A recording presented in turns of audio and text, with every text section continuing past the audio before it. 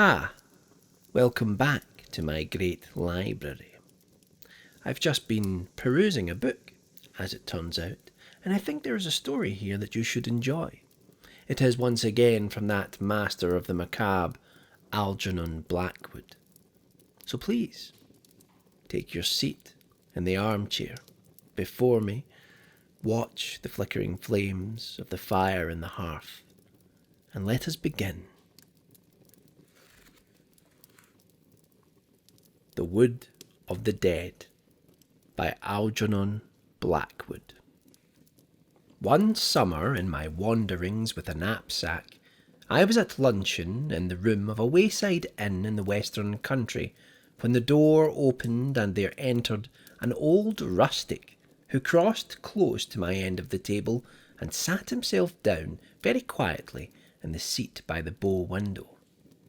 We exchanged glances, or, properly speaking, nods, for at the moment I did not actually raise my eyes, to his face at least, so concerned was I with the important business of satisfying an appetite gained by tramping 12 miles over a difficult country.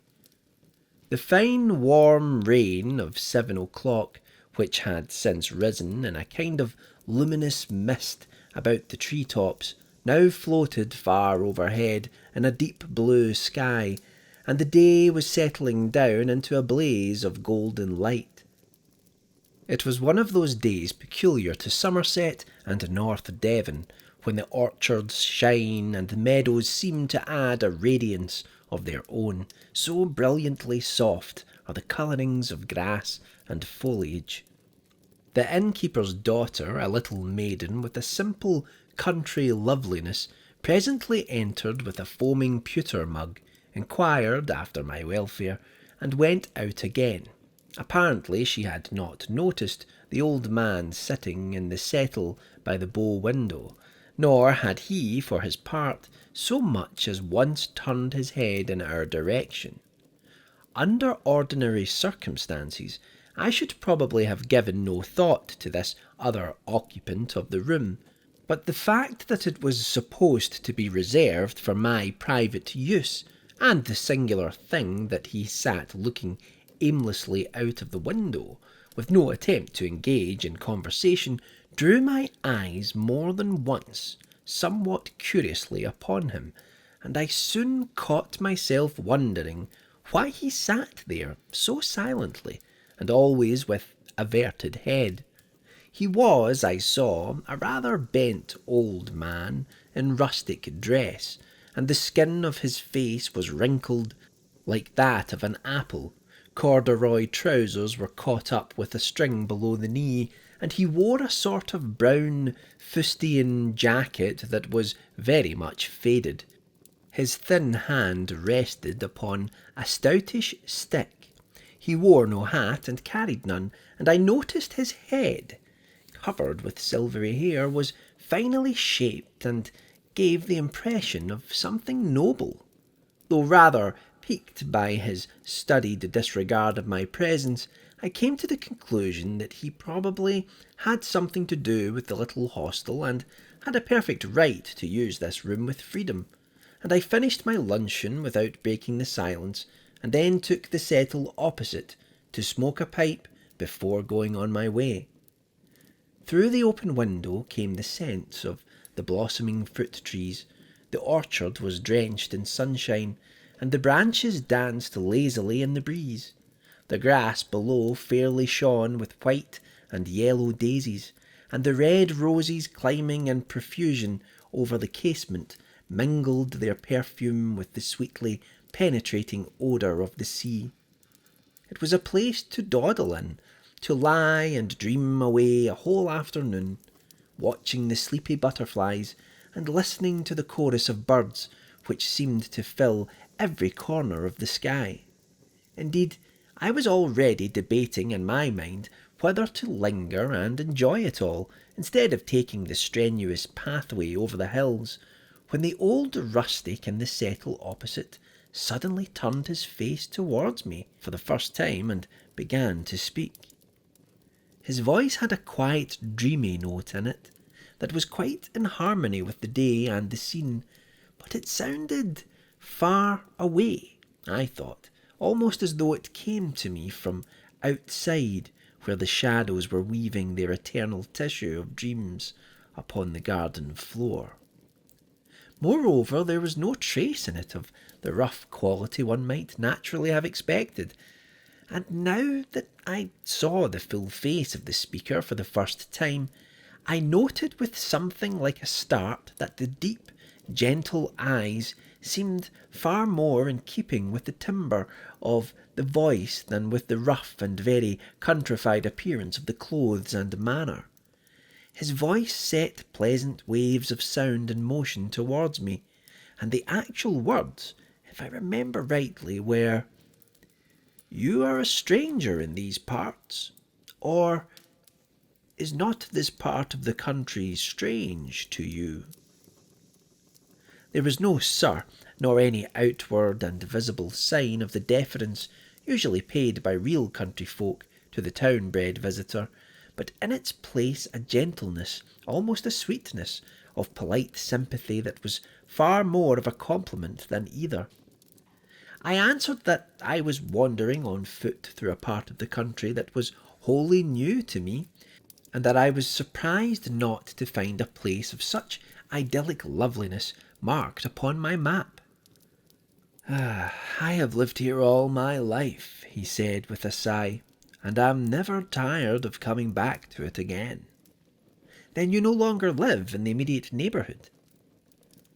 "I have moved," he answered briefly, adding after a pause in which his eyes seemed to wander wistfully to the wealth of blossoms beneath the window.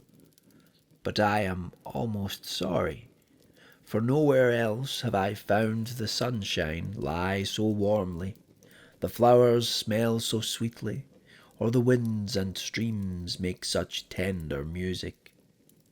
His voice died away into a thin stream of sound that lost itself in the rustle of the rose leaves climbing in at the window, for he turned his head away from me as he spoke and looked out into the garden.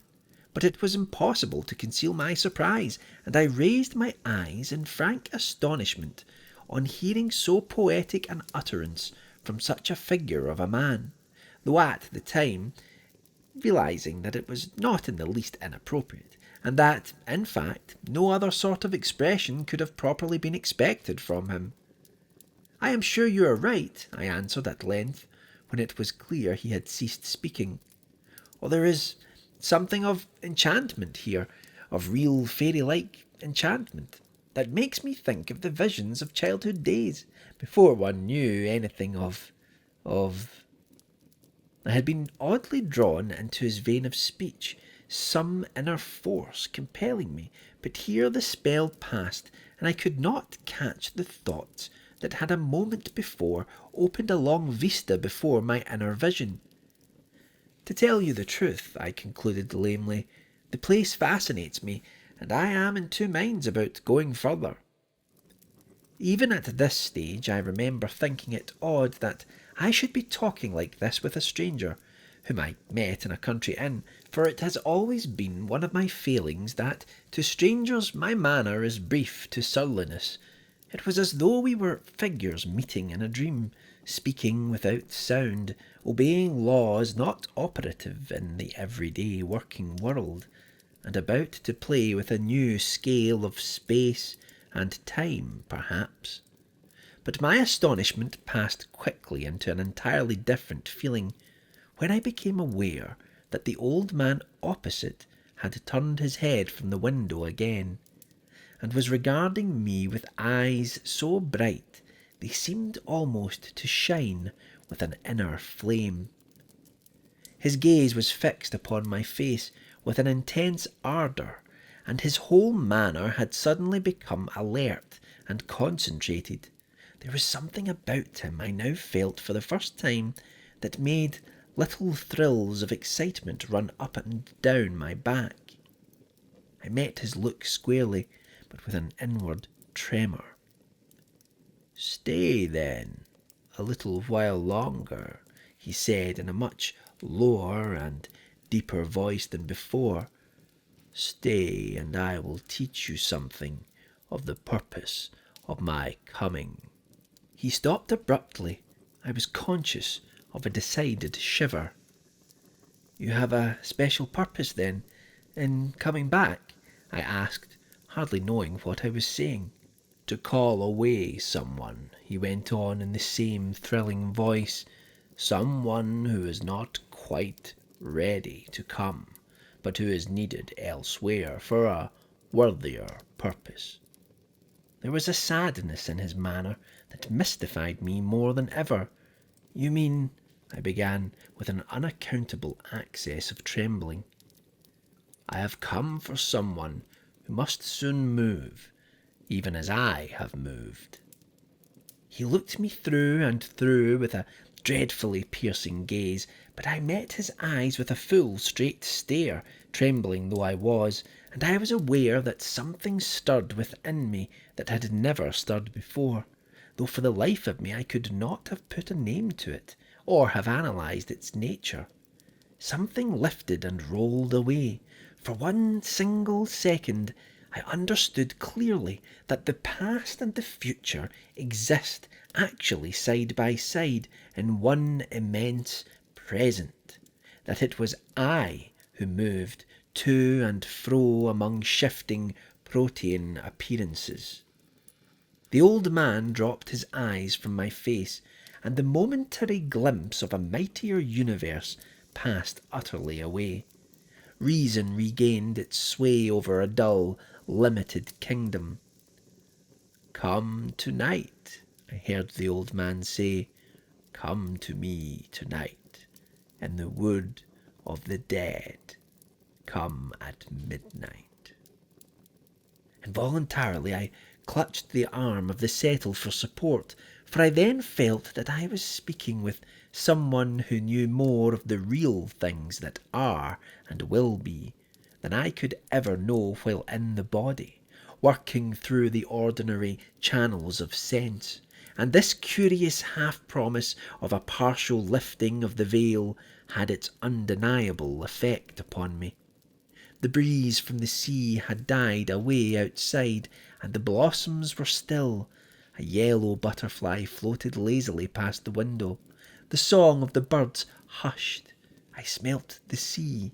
I smelt the perfume of heated summer air rising from fields and flowers, the ineffable scents of June and of the long days of the year, and with it, from countless green meadows beyond, came the hum of myriad summer life, children's voices, sweet pipings, and the sound of water falling.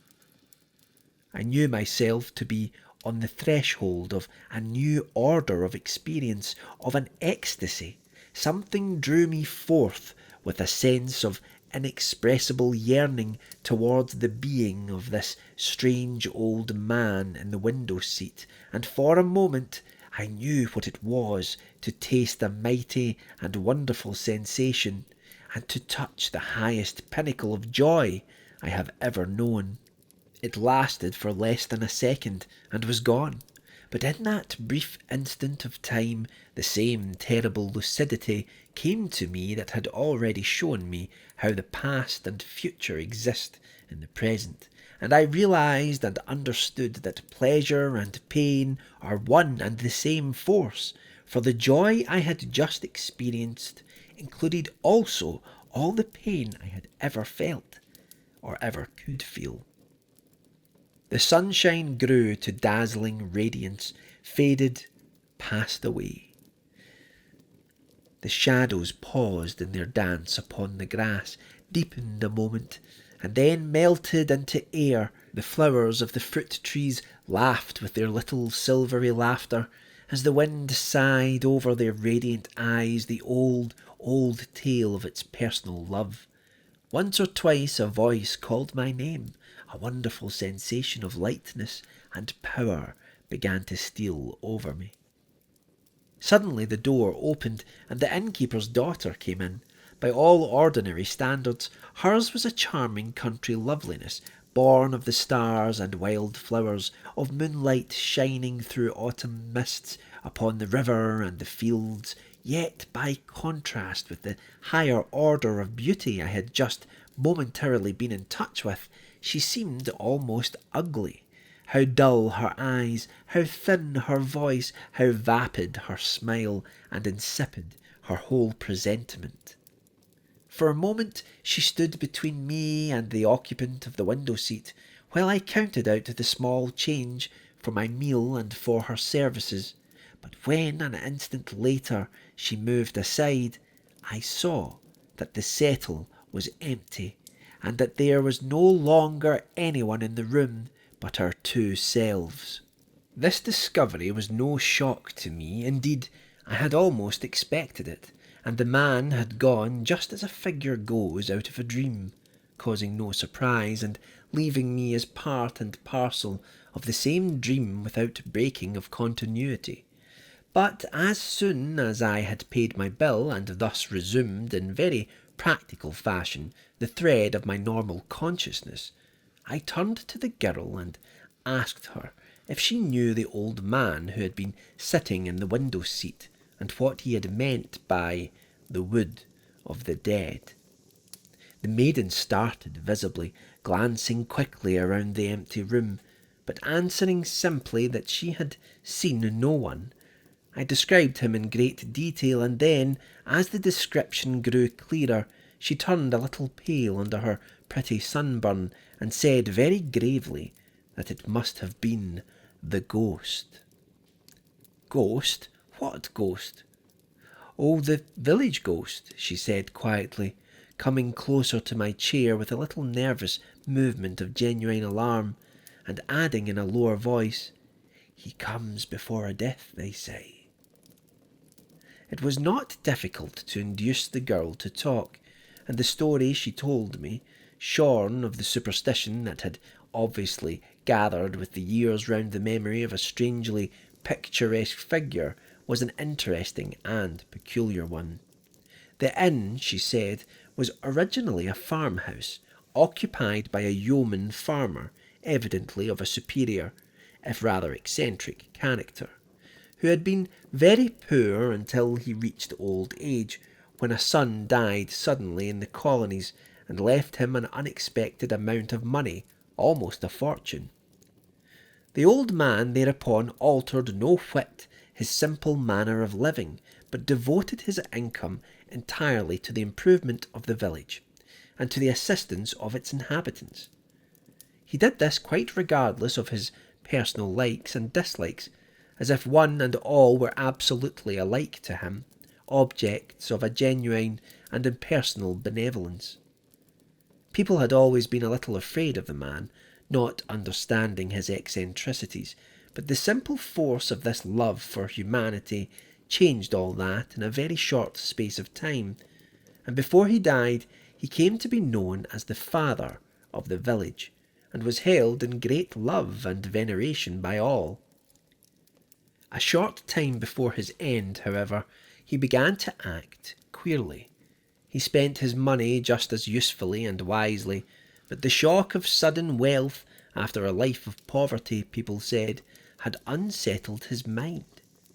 He claimed to see things that others did not see, to hear voices and to have visions.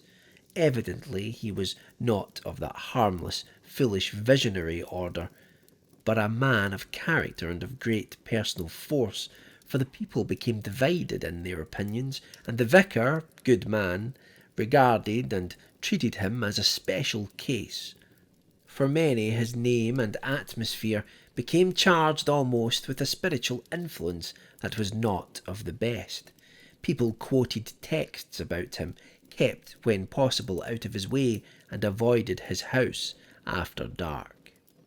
None understood him, but though the majority loved him, an element of dread and mystery became associated with his name, chiefly owing to the ignorant gossip of the few. A grove of pine trees behind the farm, the girl pointed them out to me on the slope of the hill, he said was the wood of the dead, because just before anyone died in the village, he saw them walk into that wood, singing.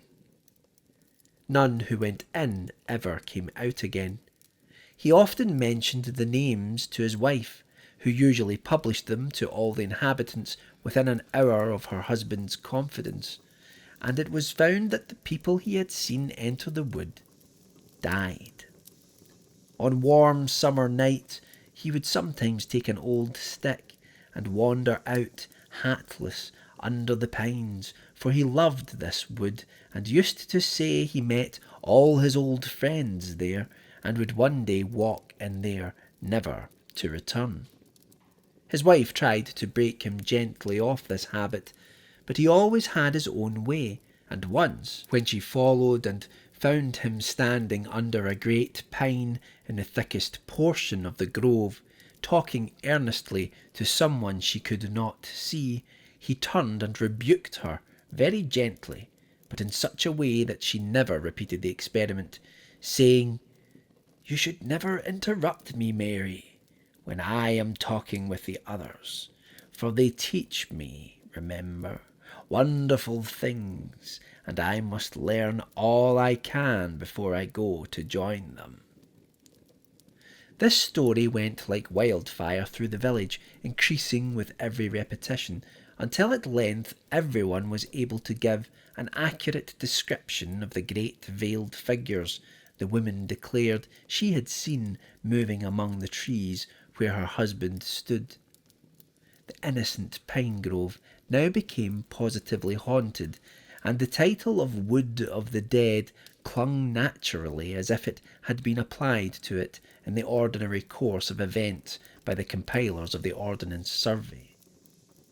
On the evening of his 90th birthday, the old man went up to his wife and kissed her. His manner was loving and very gentle, and there was something about him besides, she declared afterwards, that made her slightly in awe of him and feel that he was almost more of a spirit than a man. He kissed her tenderly on both cheeks, but his eyes seemed to look right through her as he spoke. "Dearest wife," he said, "I am saying good-bye to you, for I am now going into the wood of the dead, and I shall not return. Do not follow me or send to search, but be ready soon to come upon the same journey yourself." The good woman burst into tears and tried to hold him, but he easily slipped from her hands, and she was afraid to follow him. Slowly she saw him cross the field in the sunshine, and then enter the cool shadows of the grove, where he disappeared from her sight. That same night, much later, she woke to find him lying peacefully by her side in bed, with one arm stretched out towards her, dead. Her story was half believed, half doubted at the time, but in a very few years afterwards it evidently came to be accepted by all the countryside.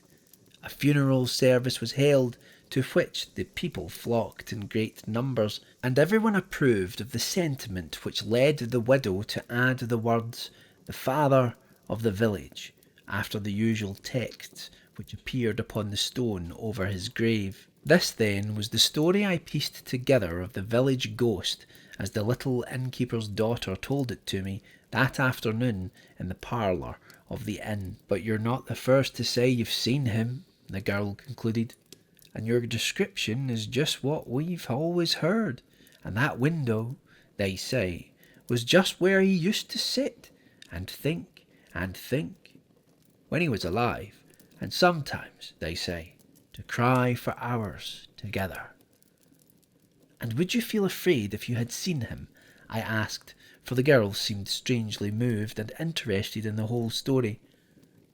"I think so," she answered timidly.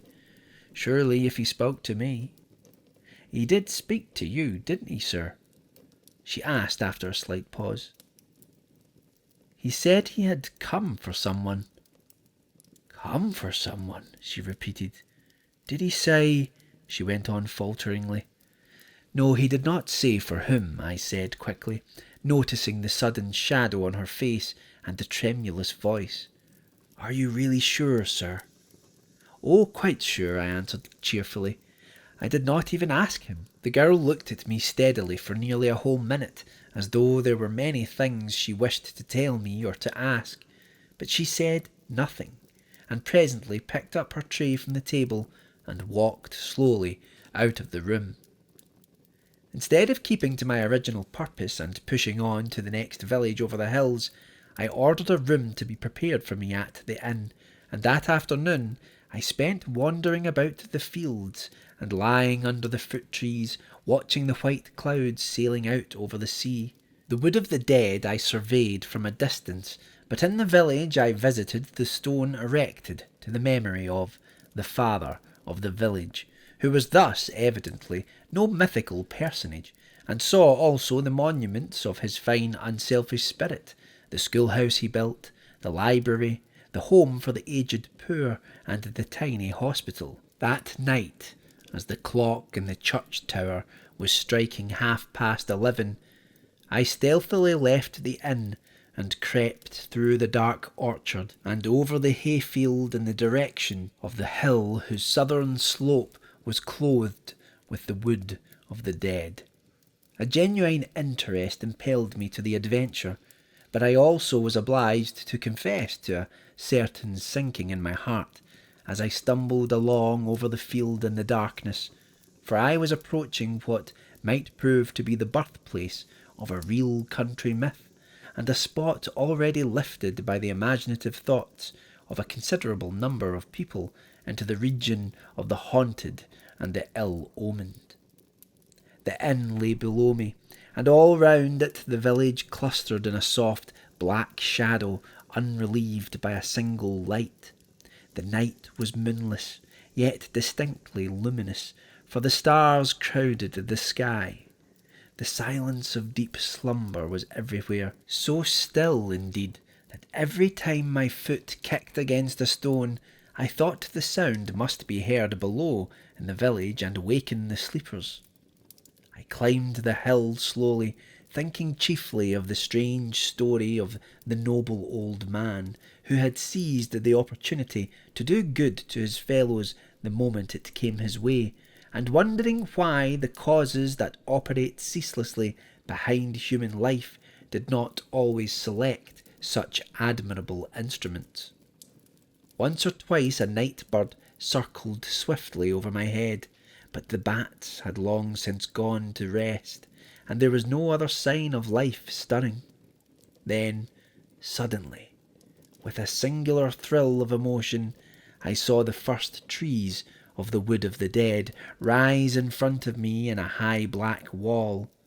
Their crests stood up like giant spears against the starry sky, and though there was no perceptible movement of the air on my cheek, I heard a faint, rushing sound among their branches as the night breeze passed to and fro over their countless little needles. A remote, hushed murmur rose overhead and died away again almost immediately, for in these trees the wind seems to be never absolutely at rest, and on the calmest day there is always a sort of whispering music among their branches. For a moment I hesitated on the edge of this dark wood and listened intently. Delicate perfumes of earth and bark stole out to meet me. Impenetrable darkness faced me. Only the consciousness that I was obeying an order strangely given and including a mighty privilege enabled me to find the courage to go forward and step in boldly under the trees. Instantly the shadows closed in upon me, and something came forward to meet me from the centre of the darkness. It would be easy enough to meet my imagination halfway with fact, and say that a cold hand grasped my own and led me by invisible paths into the unknown depths of the grove, but at any rate, without stumbling, and always with the positive knowledge that I was going straight towards the desired object, I pressed on confidently and securely into the wood. So dark was it that, at first, not a single starbeam pierced the roof of branches overhead, and, as we moved forward side by side, The trees shifted silently past us in long lines, row upon row, squadron upon squadron, like the units of a vast, soundless army. And at length we came to a comparatively open space, where the trees halted upon us for a while, and looking up I saw the white river of the sky beginning to yield to the influence of a new light that now seemed spreading swiftly across the heavens. "It is the dawn coming," said the voice at my side, that I certainly recognised, but which seemed almost like a whispering from the trees. "And we are now in the heart of the wood of the dead." We seated ourselves on a moss-covered boulder and waited the coming of the sun. With marvellous swiftness, it seemed to me, the light in the east passed into the radiance of early morning, and when the wind awoke and began to whisper in the tree-tops, the first rays of the risen sun fell between the trunks and rested in a circle of gold at our feet.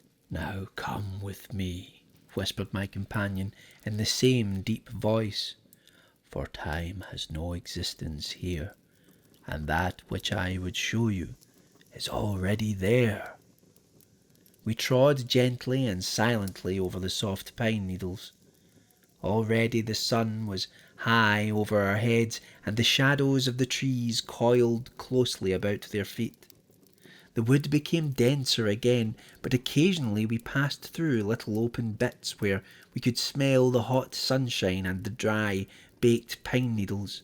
Then, presently, we came to the edge of the grove, and I saw a hayfield lying in the blaze of day, and two horses basking lazily with switching tails in the shafts of a laden hay wagon.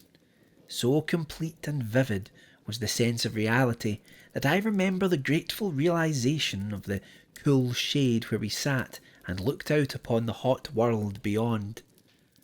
The last pitchfork had tossed up its fragrant burden, and the great horses were already straining in the shafts after the driver as he walked slowly in front with one hand upon their bridles. He was a stalwart fellow with sunburned neck and hands. Then, for the first time, I noticed, perched aloft upon the trembling throne of hay, the figure of a slim young girl. I could not see her face, but her brown hair escaped in disorder from a white sun-bonnet, and her still browner hands held a well-worn hay-rake. She was laughing and talking with the driver, and he, from time to time, cast up at her ardent glances of admiration, glances that won instant smiles and soft blushes in response. The cart presently turned into the roadway that skirted the edge of the wood where we were sitting. I watched the scene with intense interest, and became so much absorbed in it that I quite forgot the manifold strange steps by which I was permitted to become a spectator. "Come down and walk with me," cried the young fellow, stopping a moment in front of the horses and opening his wide arms. "Jump, and I'll catch you." "Oh, oh," she laughed, and her voice sounded to me as the happiest, merriest laughter I had ever heard from a girl's throat. "Oh, oh, that's all very well, but remember, I'm Queen of the Hay, and I must ride." "Then I must come and ride beside you," he cried, and began at once to climb up by way of the driver's seat. But with a peal of silvery laughter she slipped down easily over the back of the hay to escape him, and ran a little way along the road. I could see her quite clearly, and noticed the charming natural grace of her movements, and the loving expression in her eyes as she looked over her shoulder to make sure he was following. Evidently she did not wish to escape for long, certainly not for ever. In 2 strides the big brown swain was after her, leaving the horses to do as they pleased. Another second and his arms would have caught the slender waist and pressed the little body to his heart. But just at that instant the old man beside me uttered a peculiar cry. It was low and thrilling, and it went through me like a sharp sword. He had called her by her own name, and she had heard. For a second she halted, glancing back with frightened eyes. Then, with a brief cry of despair, the girl swerved aside and dived in swiftly among the shadows of the trees. But the young man saw the sudden movement and cried out to her passionately, "Not that way, my love, not that way! It's the wood of the dead!" She threw a laughing glance over her shoulder at him, and the wind caught her hair and drew it out in a brown cloud under the sun. But the next minute she was close beside me, lying on the breast of my companion, and I was certain I heard the words repeatedly uttered with many sighs. "Father, you called, and I have come, and I come willingly, for I am very, very tired." At any rate, so the words sounded to me, and mingled with them I seemed to catch the answer in that deep, thrilling whisper I already knew. "And you shall sleep, my child, sleep for a long, long time, until it is time for you to begin the journey again." In that brief second of time I had recognized the face and voice of the innkeeper's daughter.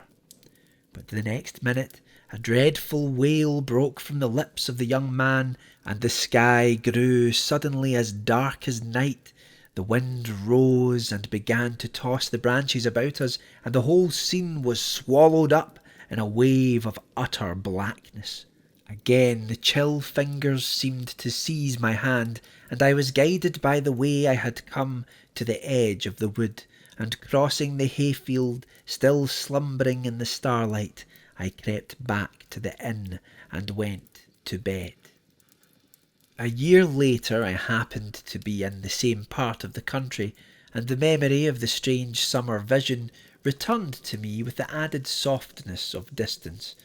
I went to the old village and had tea under the same orchard trees at the same inn. But the little maid of the inn did not show her face, and I took occasion to inquire of her father as to her welfare and her whereabouts. "Married, no doubt," I laughed, but with a strange feeling that clutched at my heart. "No, sir," replied the innkeeper sadly. "Not married, though she was going to be, but dead. She got a sunstroke in the hayfields, just a few days after you were here, if I remember rightly. She was gone from us in less than a week." The book closes here. A strange and compelling story there from Algernon Blackwood, a writer I'm sure we will return to many times. Anyway, you best be on your way, but should you hear any whispers from the tree line, I would not pay heed to them, unless, of course, they call your name. Happy travels to you, and I hope you return here to the great library again soon, for there are many shadows still to be unleashed within these sinister pages.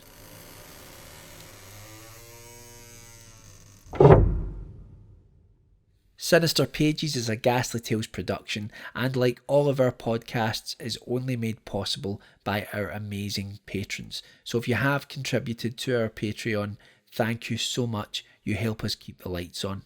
If you would like to be part of the show and gain access to behind the scenes material and bonus episodes, as well as early access to all of the original fiction that I produce, please do visit patreon.com/Michael Whitehouse, and I look forward to meeting you there. Thanks again, and unpleasant dreams.